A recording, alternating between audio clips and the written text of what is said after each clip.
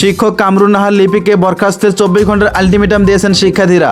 মঙ্গলবার 13 আগস্টে সকালে বিশ্ববিদ্যালয়ের উপাচার্যের সভাকক্ষে জেলটেজার বিভিন্ন অনুষদন ডিন বিভাগের চেয়ারম্যানের সাথে শিক্ষার্থীদের এক বৈঠকেও আলটিমেটাম দেন তারা। এ সময় শিক্ষার্থীরা বলেছেন, কামরুন নাহার লিপিকে শিক্ষক হিসেবে সম্বোধন করতে আমাদের লজ্জা হচ্ছে। তিনি সারা দেশের স্বেচ্ছাসেবী হিসেবে কাজ করা শিক্ষার্থীদের সুইপার, ঝাড়ুদার বলে সম্বোধন করেছেন। এছাড়া তথাকথিত শিক্ষক লিপি আন্দোলনের শুরু থেকে শিক্ষার্থীদের বিরুদ্ধে ফেসবুকে আক্রমণতন্ত্র বক্তব্য দিয়েছেন এবং নিপীড়নদেরকে পক্ষে অবস্থান নিয়েছেন। এ সময় কামরুন নাহার লিপিকে বরখাস্ত করা না হলে কঠোর আন্দোলনের হুঁশিয়ারি দেন তারা। কামরুন নাহার লিপি গত 17 জুলাই তার এক ফেসবুক পোস্টে লেখেন, কেউ আমাকে সুশীল আর নিরপেক্ষ ভেবে থাকলেও ভুল ভেবেছেন। যারা নিজেদের স্বঘোষিত রাজাকার দাবি করে জনসম্মুখে মিছিল করেছেন, আমি তাদের চরম প্রতিপক্ষ।